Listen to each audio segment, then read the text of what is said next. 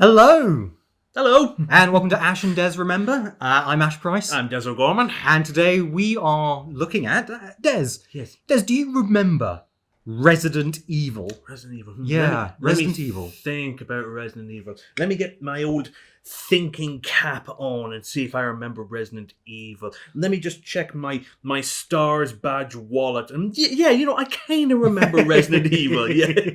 Yeah, exactly. Resident Evil. Yeah. We're discussing specifically in this episode the 90s, the early era. So the Resident Evil 1, 2, 3. Yeah, what many fans will consider vintage Resident Evil. So Resident Evil 1, 2, 3, Code Veronica, and Gun Survivor are the main ones we're going to be discussing. Seriously? You're throwing in Gun Survivor? No, granted, you put that as number 5. Yeah. Good. I mean, it's almost as if we're discussing the 90s era Resident Evil games in this episode. We are, but nobody brings up Gun Survivor. When we get to Gun Survivor, I will actually argue in its defense because you're going to argue in defense of Gun Survivor. I am. But also, it is a Resident Evil game. Yes, okay. We need to, if we're going to discuss it, it's like, we're not going to discuss the thing that wasn't very good in this retrospective of this franchise, because then it's just like, what's the point of having a discussion about a topic if we can't critically analyze it and look at it? But we are going to critically analyse and look at it. It's called RE4 and Beyond. Okay, that's going to be the next yeah, episode. That is. When we discuss the weird years. Okay, let's keep it focused on this. Right. So let's start traditionally at the beginning. What was your first experience of the RE series? It was a demo disc of Resident Evil 2. Ooh. It came with a PlayStation magazine. I don't know which one of the many. Back when you used to get demo discs, which was a really great thing. You'd go to the shop and you'd buy a magazine, and there'd be a CD, or before that, cassettes with kind of a collection of demos on it. Yeah. You never got cartridge. I've just realised that you never got cartridge demo. That's true. You only get it on CDs or cassettes. Yeah, you're absolutely right. There was no. Why was that? I guess because cassettes and CDs were so mass produced, they were easier to kind of just create demo versions of. Whereas with cartridges, you had to specifically make a specific cartridge. Whereas with a disc and a tape, you could just copy. That's literally copy and pasting. Yeah, exactly. It was cheaper. But right, so your first experience was RE the RE2 demo. Yeah, and I'll tell you what. I didn't realize when I first started playing the Resident Evil 2 demo. I didn't realize that there was a run button. So you walked the whole of the demo? No, I walked the first few yards before zombies ate me. God, yeah. So it takes off from the crash. Yeah, it basically starts from the crash, and you've got 10 minutes. So you could basically go as far as you could within 10 minutes. I don't know if there was a cutoff. Like, there must have been at some point. There must have been at some point when, even if you could reach it within 10 minutes, you couldn't go further. Just because otherwise you could crack the game. Well, I suppose in 10 minutes, that would probably take you up to meeting Marvin. Yeah, there was also another version of the Resident Evil 2 demo, which came out with the director's cut of Resident Evil 1, which we'll get onto in a bit. That's right, yeah. And that was a little bit different. That was the original build, and it stopped when you met Ada in the Stars office. No, in the Stars office. Oh, because it was the Stars office, yeah. In the original build, you met Ada in the Stars office. But yeah, my first introduction to Resident Evil was playing the Resident Evil 2 demo. I'd heard a friend talk about the first game and didn't really know much about it. It didn't really spring out. But what about you? What was your first memory? My first was, I think, the perfect way of being introduced to Resident Evil. It was RE2. It had just come out here, and I was over at my friend's house, Gary. Everybody say hello to Gary. Hi. Hey, Gary. So I was over at my friend's house, Gary's house. He was having like a sleepover type thing, and he had a PlayStation and he had a copy of RE2, and I was alone in his living room, pitch black, by myself, playing this game. And I nearly cacked it at the jump scare in the RPD when you're travelling back through the hall from the operations room and the zombie hands pop out of the window. Oh God, yes. That literally made me jump. Yeah, I mean, there was a lot of stuff. There was a lot of jump scares in the first couple of Resident Evil games. There was. Yeah, I think everybody kind of remembers the zombie hands in RE2, the dogs in RE1. The dogs in RE1. Every time that Nemesis appeared in traditional RE3, because you never know when he would appear, and if you hadn't read up on the game, you'd think, move to another room. Oh, I'm safe. And then the camera changes, and then he bursts through. Yeah. That is terrifying. Yeah, I think I would say that the Resident Evil games, especially the early ones, were scary in as much as... I think the first game had a bit more atmosphere than the latter ones, because the latter ones were a bit more action-oriented. And I think out of that entire era of survival horror games, I think Silent Hill was definitely scarier, because it got the combat, the action, and the chill, the sensation right. But the first Resident Evil game, I as soon as I played Resident Evil 2, the demo, I don't know. Just out of curiosity, who did you play in the demo? Was it Leon? It was Leon. You could only be you could only be Leon. Okay. Even though canonically Claire A, Leon B. I was going to bring that up. Most people played RE2 in the wrong order. You go Leon first and then Claire. That's not chronologically correct. Thank you, Ash. That word, it is Claire A, Leon B. That is the canon story of RE2. Yeah. By the way, I'm going by the 98 RE2. We're going to do another complete episode of the RE2 and RE3 remake. We're not going to go over it now, but we have to talk about that. Are we going to talk about it in the weird years? Are we basically calling the weird years anything after 2001? So essentially, this episode is going to be focusing on RE 1, 2, and 3, Code Veronica, and for some reason, Gun Survivor. And then we're doing another episode, which is RE The Weird Years, which is like RE4 onwards. And we'll do a little bit on the modern. Modern. I don't want to touch on it too much. I mean, I'm sure we'll mention it a little bit when we're talking in here. But Resident Evil 1. I remember a friend of mine said, before I started playing Resident Evil 1, he said, I'll be careful of the hunters. Now, in my mind, I didn't think, because I didn't know what a hunter was within the context of Resident Evil. Yeah. So I assumed it was a human being. I had in my mind Robert Muldoon from Jurassic Park. Just a load of Robert Muldoons wandering around the Spencer Mansion is what I thought it was. So usually when you go through the Spencer Mansion once, you hear the squelch of zombie feet. But what you thought at a certain point in the game, all you would just hear is clever girl. Yeah. Clever girl. That's all you were going to hear. Yeah, basically you wander into one of the rooms, it's just like, clever girl. Oh. And then Ash just slowly backs out. Back away, not today. Creepy Muldoon. So, I mean, Resident Evil 1, we can't really... We have to address the Jill sandwich in the room. We have to address kind of the dialogue. This was an era in video gaming where localization and translation wasn't really seen as a big deal. A lot of the time in earlier games, it didn't make much of a difference other than a little bit of translations, I am error and all your base are belong to us. Yeah. And so no one really cared. And also video games were still in this period where they weren't seen as legitimate art forms. That's true. And it's a shame that they were, because Mario and Sonic are more recognizable than some artists. I'm sorry to say that, but it's kind of true. It really is. And so video games in the 90s especially were making a lot of money, but they weren't seen as legitimate art forms. And so there wasn't a lot of effort put into these translations. Yeah. And so you end up with kind of dialogue that doesn't quite work and voice actors that weren't really acting. They were just essentially reading lines and they weren't really being characters. And no disrespect intended to the performers. It was a different setup in a different world.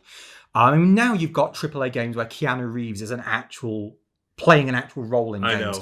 And you actually get games where it's starring recognizable actors and big things made of it. But back in the 90s, you didn't really get that. I know. I'm both kind of shocked and saddened that you have to use the same excuse of it was a different time when you look back at comedians in the 70s and the 80s saying something that would not fly now. Yeah. It was a different time, people. The Jill sandwich line, it was a different time. But it was. It was. And you know what? I don't care. Yeah, I really don't care. It kind of fits with this B-movie style. To be the tongue honest. is firmly in a rotted cheek in the first RE game. Yeah.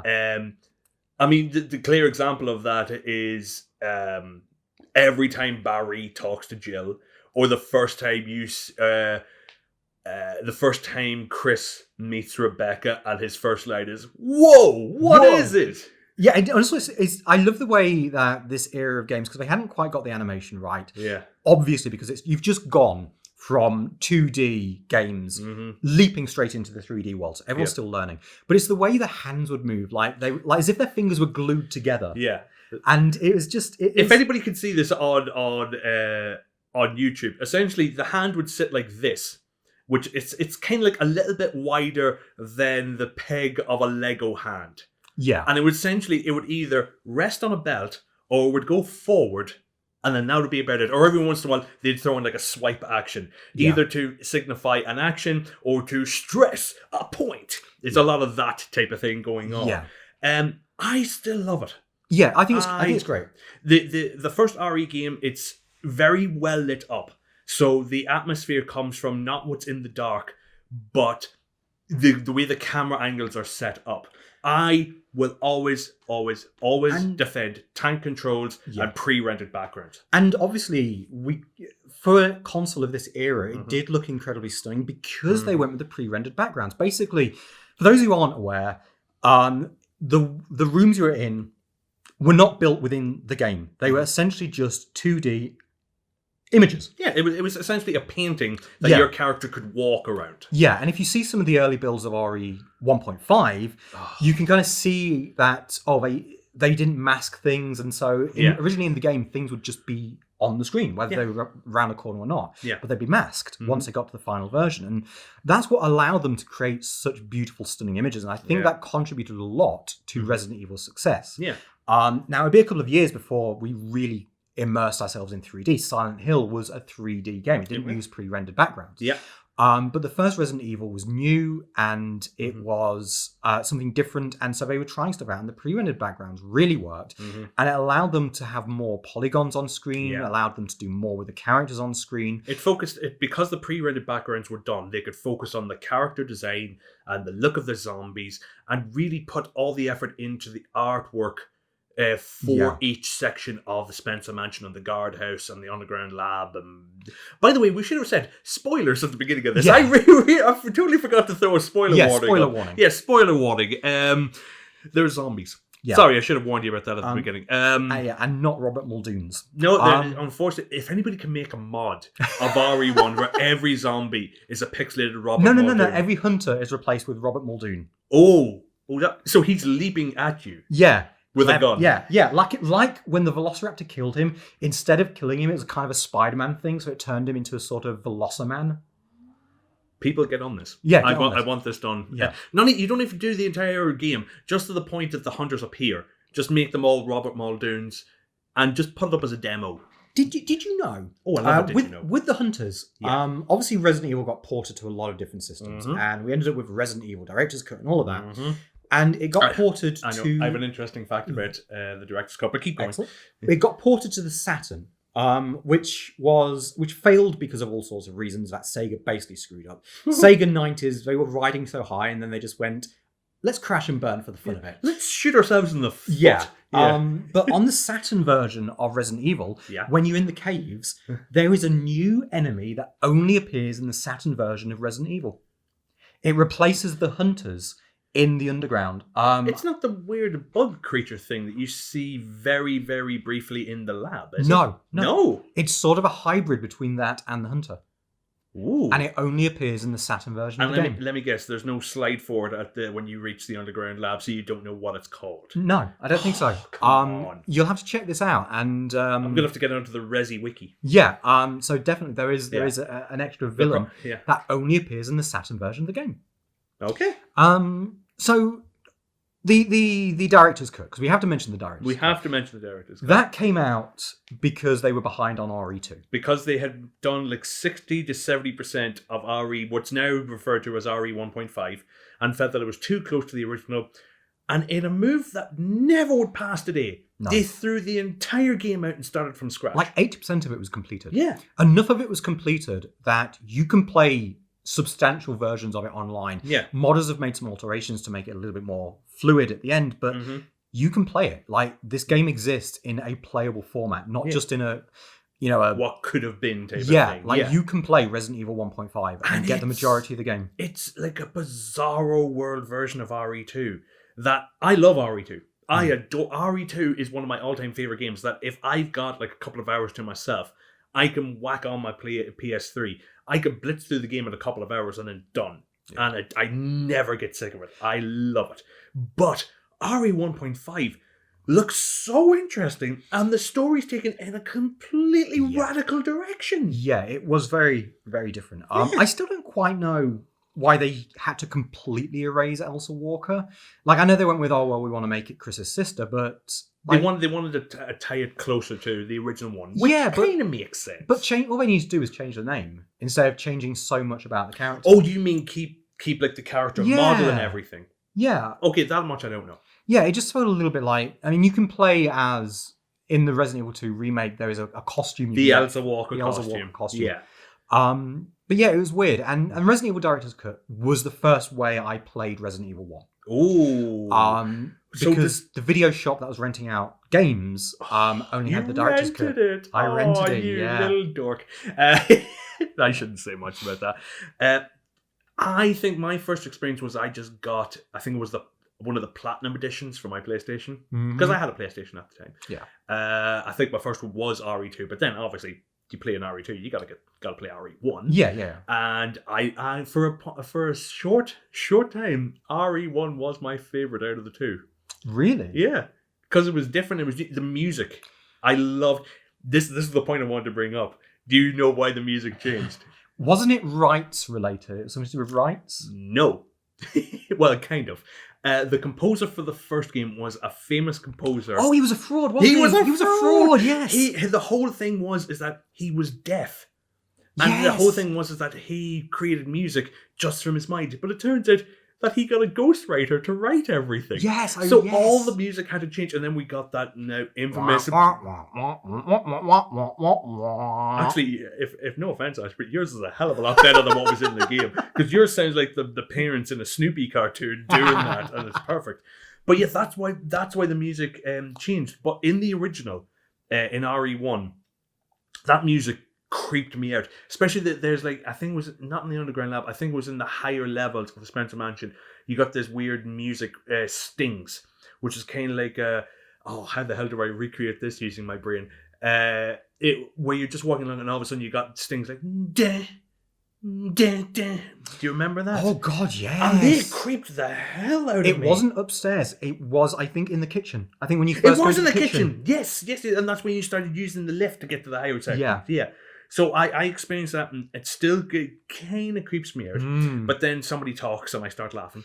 Yeah. I think it's because it was new. Yeah. That I hadn't seen anything before, like the cutscene of the hunter first appearing, or when you're in the kitchen and you see the POV of the zombie coming down and opening a door. Oh, that's lovely, that bit. Which is the one and only time you ever see a zombie open a door in the original trilogy. Yeah, they're opening doors all the time in the remake. Yeah. But that... No, they're bursting through doors in the remake. Didn't this zombie actually open the door with a handle? If I remember properly, didn't he just reach down and turn that? His little gnarly hand just came down and filled with it a little bit. And I remember watching that and just going, oh shit, what is this? What is it? And then it's just a zombie. And then you just aim your shotgun up and blow his head off. Yeah. You know. I liked the director's cut. I liked the second game. I remember when first getting the second game and playing it all the way through one weekend. It was just absolutely amazing. I think the first playthrough took like 6 hours to do, 6 or 8 hours. And now I think I've got it down to about an hour or so, just over. Yeah, hour and a half, 2 hours. Even to this day, I'm still discovering things about this game. There's 2 things that I've recently discovered that I did not know existed. Right? Yeah. First of all, when you reach the section where... Well, yeah, it's this one as well, where the giant alligator appears. Yes. Yeah.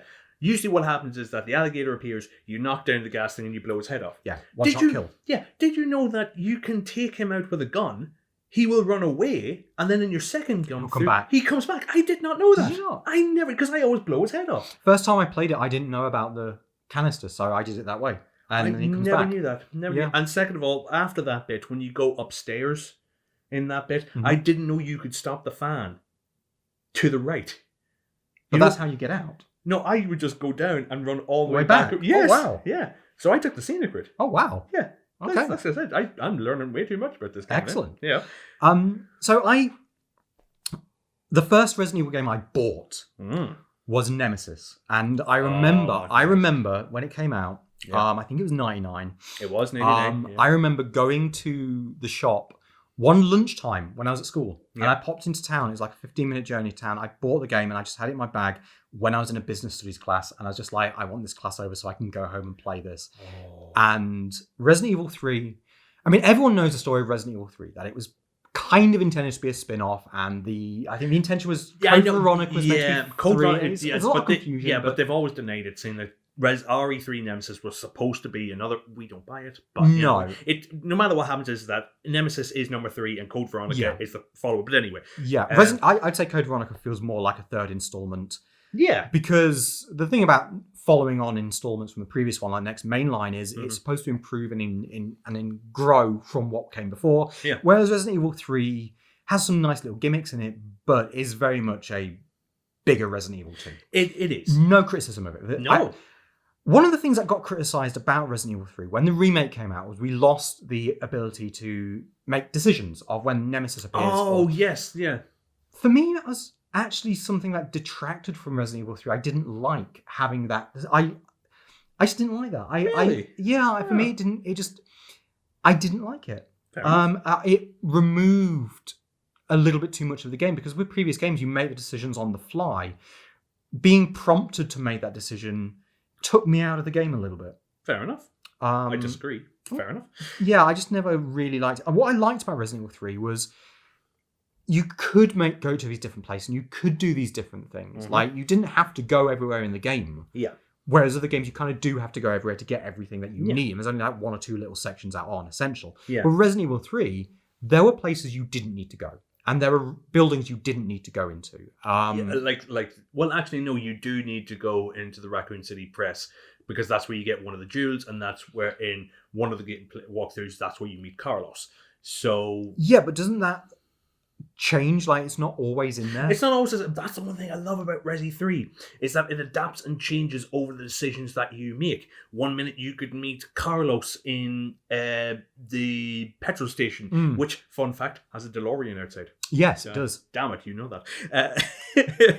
Damn, I hate talking to you because you know all the facts that I know. So you could meet Carlos there, or in a specific run, if you do one thing, you can meet Nikolai there. The game can change. I didn't even know until recently that there is a secret cutscene where if you go back to the cable car, Mikhail is outside and he's fighting a horde of zombies, and he rolls a barrel towards them. Boom. Yeah. Yeah. Oh, sorry, what was that? Boom. Nice. Boom. Yes, boom. Yes. I adore that you get to... for one thing, I love a good story which kind of expands a little bit more on the universe itself. Like, you get to see Jill going to the RPD before Leon and Claire go there. I love that the game takes place before RE2 and after, and then after, because I love that there's a time gap where September 28th is where everything kicks off, and then October 1st is where it all goes to hell.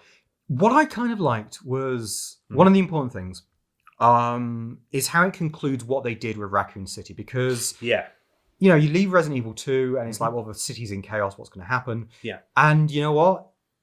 Nuking it did make sense. There wasn't really anything else that could be done to stop the spread. I mean, because we've seen in the real world that when there's like a viral outbreak, people don't do what they're supposed to do.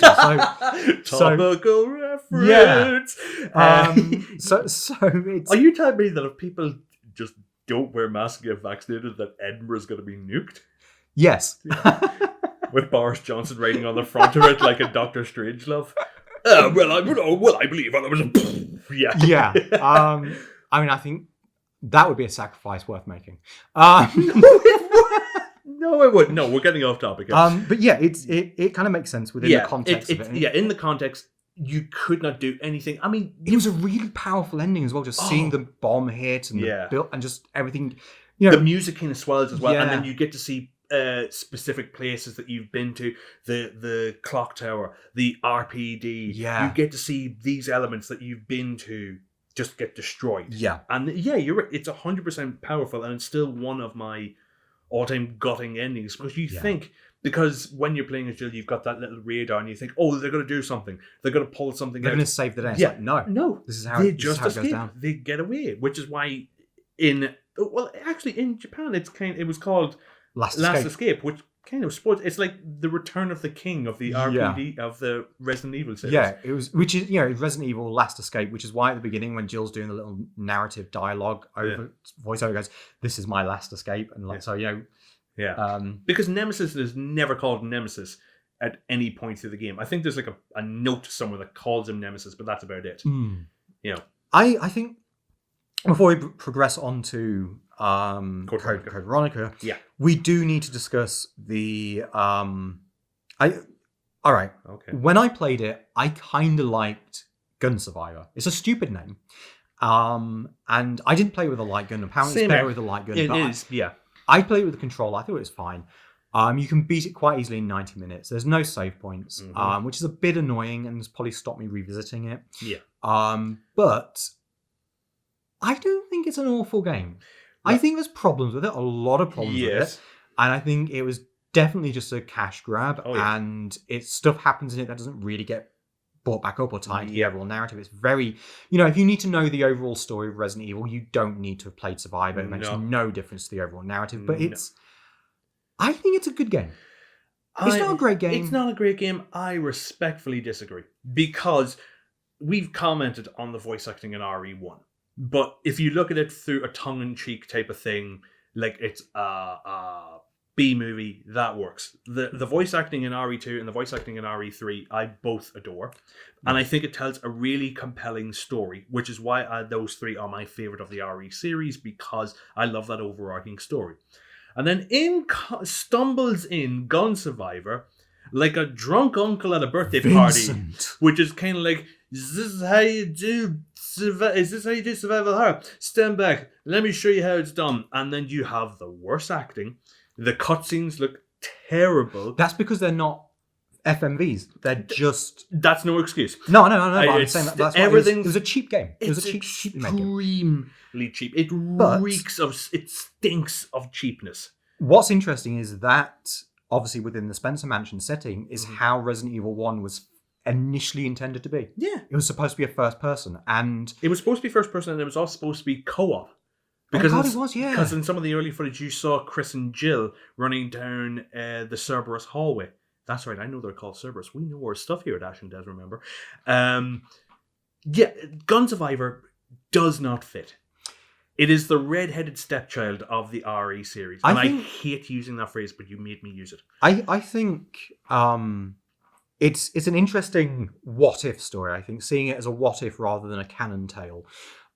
Because it is really interesting, and it kind of when kind of a tyrant is dropped in, it kind of like, oh right, he's just there and he's just loads of them, and there's those weird human hybrid ape things in the second half of the game. Oh god, yeah, they're wearing the gas mask. I forgot about that. Yeah, they're kind of weird, and a lot of the assets were reused from RE2, and I think it's an interesting experience. I think if you've not played it, it's worth giving it a go just to experience it. I'll tell you what, I will make it even better for you.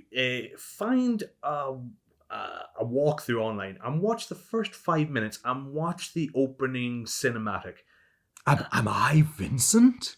Yeah. In fact, Ash, you're doing it a hell of a lot better than the people in the game. It is truly... I bloody hate it. Doesn't Vincent's mum call him at some point? It's just like you answer some phones and you pick up one of the phones like, Vincent, it's your mother here. Why are you doing this, Vincent? God, you really do know a lot about this game, don't you? I've played it once. That's it. I've just played it once. I have no other recollection of that apart from the voice acting being truly bad. And it uses and this is going to be a spoiler for everybody, so I'm going to spoil it. 3, 2, 1. It is so lazy that they use the amnesia trope. Yeah. It's incredibly, insultingly lazy that they use the amnesia trope. Yeah. But we're going to get past that. We're going to move past that, and we're going to move on to what I think is an underrated RE game. And one that isn't seemingly getting remade. They've jumped straight onto remaking RE4. This game needs a remake. Yeah, Konami, if you're listening, stop selling us RE4 and give us Code Veronica, because it deserves to be remade. Code Veronica is a brilliant hybrid of a game. Yeah, and it would be even better if it was made by Capcom. Who did I say? Konami. Oh well, yeah, Konami, you're struggling as it was. You try it. Yeah, you try it. I mean, you give it a bash. Capcom. Capcom, go to Konami and get the message that I left to them. Team Silent. Ask Team Silent. Yeah, ask Team Silent to make a new Resident Evil. Wouldn't that be amazing? That would. Code Veronica.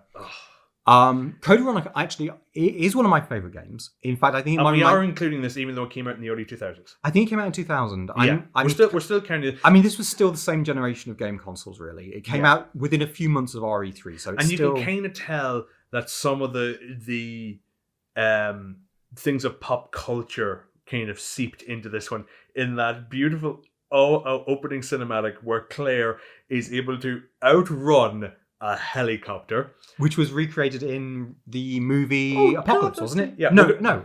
I don't know. It was the second. It was the second one. We're going to talk about the movies at some point as well. But she's able to outrun a helicopter and then using her last bullets is able to take out an entire... Oh, which, by the way, dropping the gun slow-mo thing. John Woo would be wanking furiously to that one. But that just doesn't work. Of course it doesn't. Really, you're looking for logic in the Resident Evil series? So, Code Veronica... I haven't played the original Dreamcast for a while. I've been mostly playing the GameCube release, which is Code Veronica X. And adds in more material. It adds more Wesker, which... Yeah. The Wesker stuff at the end with Chris, I think, is really good and it really works. Yeah. The fact that they changed Wesker's introduction so that he just appears in front of Claire, rather than it being built up in a mysterious, shadowy, who is this? It kind of ruins that. It takes it away. But you gotta love it when Wesker just shows up and just goes, the beautiful Claire Redfield, in this weird American-British hybrid thing that he's doing now. Yeah. Because they couldn't tell whether he was, from America or from, down the road in London. Yeah, it's...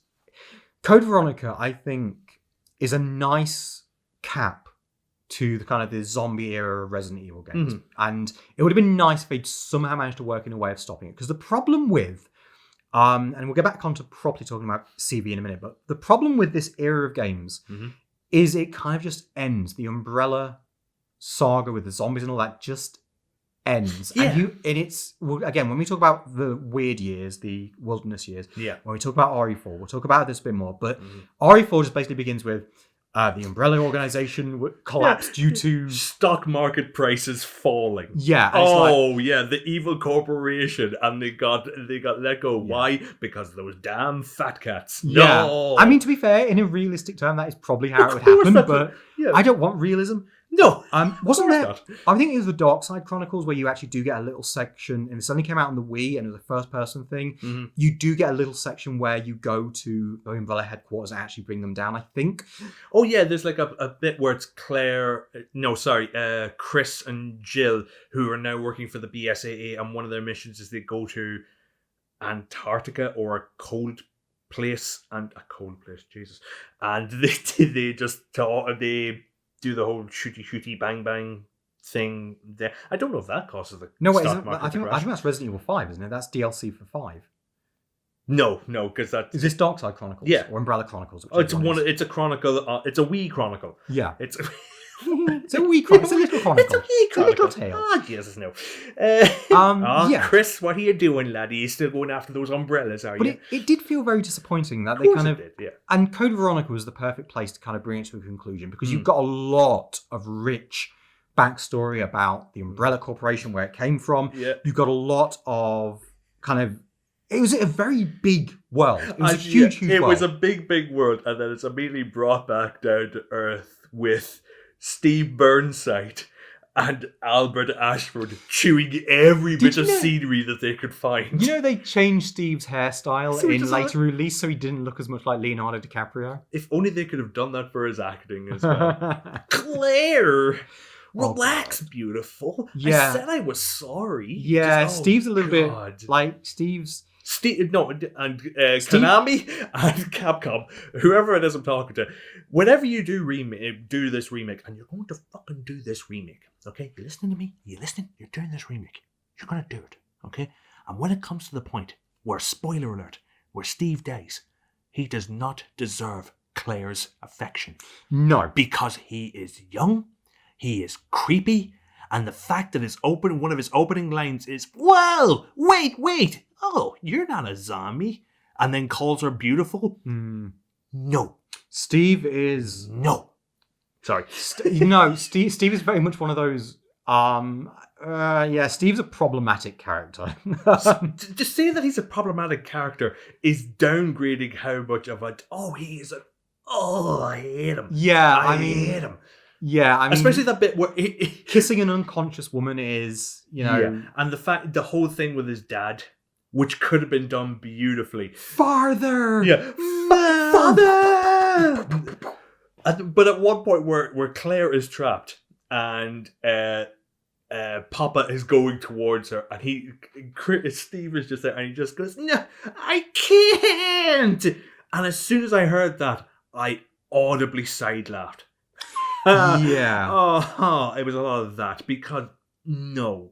And then to balance it out, to counterbalance that, you have Steve on our side, and then you have Alfred Ashford. Okay. So are you gonna defend him? No, I'm Good. not. I mean, this again, different time. Oh God! But he was obviously inspired by Norman Bates in Psycho, which is kind of a different take. There's just one line that always sticks out to me now that in 2021 does not hold up well at all, and that is when I think Claire refers to him as a cross-dressing freak. Oh, that's right. Oh, Alison Court. Oh, yeah. They made her say that. Yeah, and it definitely like maybe that kind of cross-dressing element is why it's not getting the remake treatment. Maybe they've gone. Do you know that would mean? I mean, they could change it. They'd change it up, but I think they've also seen how angry fans get if you change too much of it, like they did with the RE3. It's one line. It was not. You could keep that element in. The cross-dressing thing makes sense because he's there by himself. He's lost his sister. Everything's crumbling around him, and Alexia was the foundation that kept everything together. You could keep that element in. Just I don't think you could. And I don't think you could because, well, it's presenting transvesticism and by extension, in some people's minds incorrectly, transgender identity with criminality and with insanity. And there is a lot of criticism and a lot of film critique now that looks back at some of the representations of this within media and kind of says, hey, this is actually quite damaging to people's attitudes and ideas relating to trans people and to transvestite. Well, cross-dresser is now the more correct term for people who are transvestite. And I think that you couldn't make that story today because I think it just creates too many problems. It plays into too many negative stereotypes, and you just couldn't do it. There's a lot of stuff from the 90s and earlier that people say, oh, you can't remake today. And you absolutely could with just minor changes. This particular storyline, I don't think you could remake today because I think it creates too much negativity around cross-dressing as an identity, around transgender identity. And I just don't think you could. I think it would create too many problems. You'd have to change massive amounts of it. And maybe that's why Capcom isn't redoing Code Veronica, because it would involve too much changes and people... We know what they're like. We know how people got angry when the Clock Tower was missed out of the RE3 remake. And I don't think you could remake that with that element. Oh, why did you bring all this up, Ash? I thought this was going to be a nice restart. Why did you do that? Because it's true, and yet somebody had to say it. But I think it's... Yeah, okay. I think at the time it kind of worked, but it's... it was an interesting little rug pull. It was like this nice little twist that, Alexia actually isn't alive. It's really her brother. And then actually it turns out that she is alive, but she's been in cryostasis. I think... That particular storyline has not aged well at all. And it goes far beyond just Claire's you cross-dressing freak. Still a good game though, right? Phenomenal game. Yeah, good game. Brilliant game. If you can overlook that. If you just skip past that bit, if you become distracted by something shiny in the room when if you accept that Resident Evil Code Veronica represents views and attitudes that are no longer kind of acceptable to a large modern audience, that it represents and reflects attitudes that are a bit more acceptable at the time, that were still wrong, it's still a good game. It is still a very good game. Do you think if Capcom puts like a warning at the beginning of the game that said like this is from a different time period and any views expressed by our characters is not representative of Capcom? I don't think you really necessarily... I don't know. Yeah. I don't know. That's fair enough. I mean, It's not. It's we're here to talk about a survival horror series. We're not, but I think this is an important thing as well. As we're it is. discussing it, we can't kind of sweep certain things under the rug just because it goes, it ruins our nostalgia feels. It's like if we were to discuss Carry On films, for example, we would have to discuss the racism, the homophobia, the sexism, all of that goes into it. Yeah. I don't think we can just, and this is the problem when we're discussing nostalgia and stuff from the 90s. It very much was a different culture and a different attitude. I mean, the way we interact and deal with people then in ways that were more acceptable then aren't now. And Resident Evil Code Veronica is a great example of how attitudes have changed. And I'm sure there's people going to be listening to this going, you're just whiny little snowflakes. And to them, my response is, good, stop listening. Okay. Yeah, no. I think the world has changed, and Code Veronica is a phenomenal game with some really dodgy concepts and elements that we have to go, all right, these were more common, and as we go on, you couldn't remake it in the same way. It would have to involve such great changes. But back to the actual gameplay. 3D environments that still involved some fixed camera work. Yep. That still involved tank controls. Yep. It was a beautiful hybrid of what was and what it would become. Yep. Code Veronica is that switchover. And a lot of people complain about modern Resident Evil games. They're not real Resident Evil. And you know what? We've got 20 years of not real Resident Evil to the extent where... Yeah, that series lasted up until Code Veronica, and then after that, 4 years. Everything changed. 4 years. 5 if you want to include the RE1 remake and 0. Which we should. We'll mention those. Should we just quickly brush on those now? Because we should, because they do act as the last time. Yeah. And also... This was about a time when Capcom were doing console exclusives. Yeah. Because that was also another reason I think why Code Veronica wasn't RE4 was because 3, because they wanted to keep the main line numbered games on one console and then spin-offs on another, which was the Dreamcast that first came out on, wasn't it? Yeah, it was. Yeah. And then we had the RE1 remake and RE0, which were part of Capcom's deal with Nintendo to have console exclusives for the GameCube, which came out 20 years ago this year. And it's very difficult now to find the director's cut or the original 96 versions of Resident Evil. And we didn't discuss that it was originally supposed to be a remake of Sweet Home, an earlier game. Yeah. But it's very difficult to find those versions now. RE2, slightly altered, but you can get it on the GameCube quite easily on disc. It's very easy to find these. I still have my PlayStation 1 copies of... Actually, no, I've got the director's cut of RE1. Yeah. But if I remember right, you could either do classic or director's cut mode. It contains both versions of the game, which still works.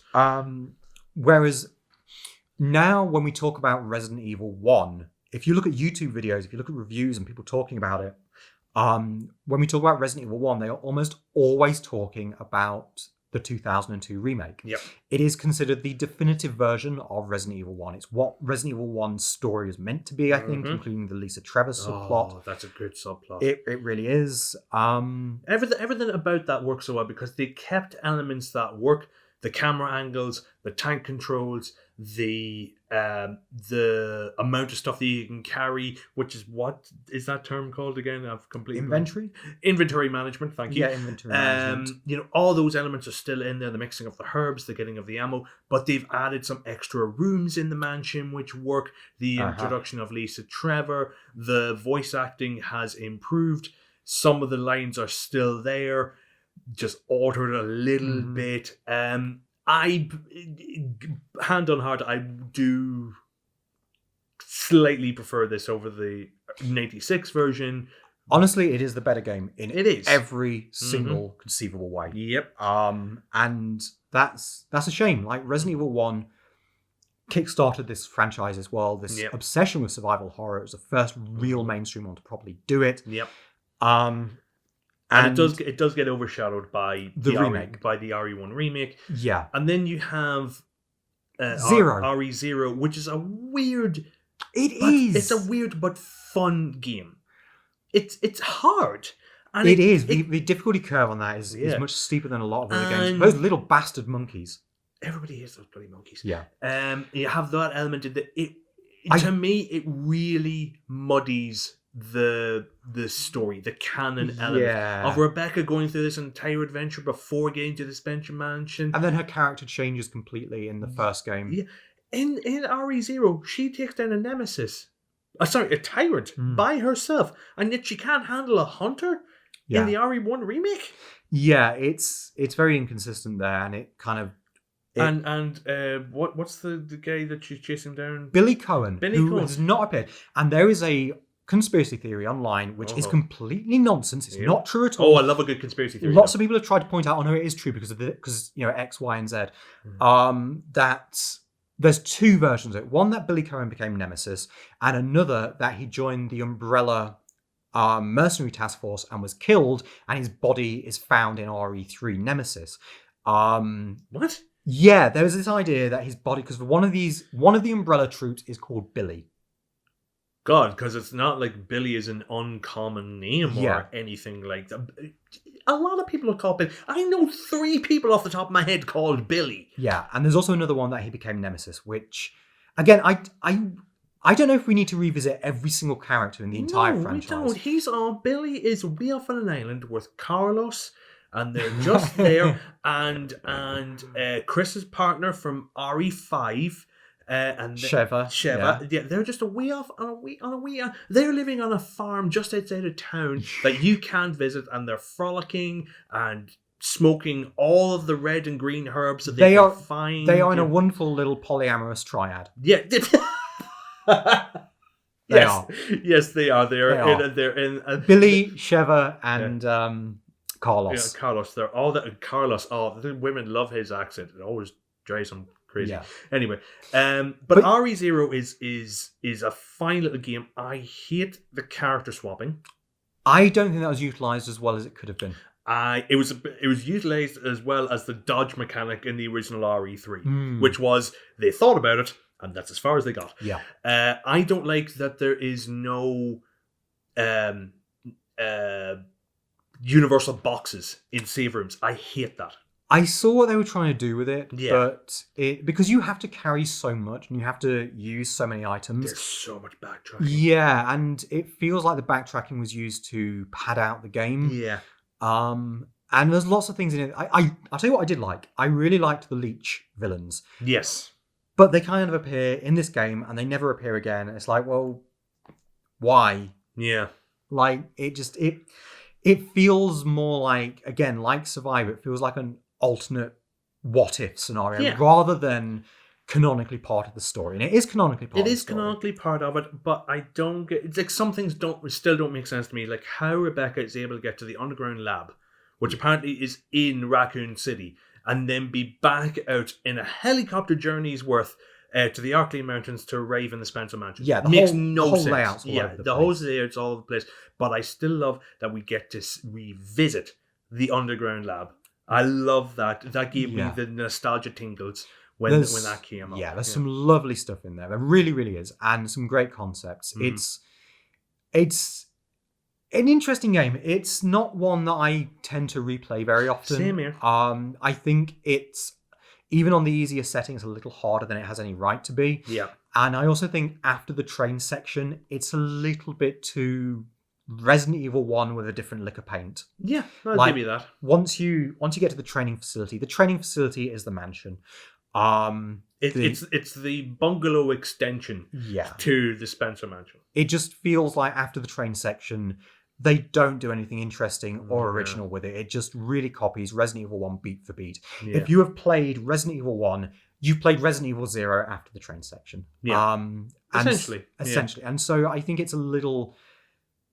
it just doesn't work as well because it isn't original enough. It isn't different enough to what happens afterwards. Okay. What makes it different is the mechanics they introduce, the partner zapping, and the lack of the item boxes, neither of which work particularly well. Yeah. And so the things that make the gimmick work don't really work. And did you know, one last other thing, which I'm sure everyone does know, originally it was intended for the Nintendo 64. That's right, yes.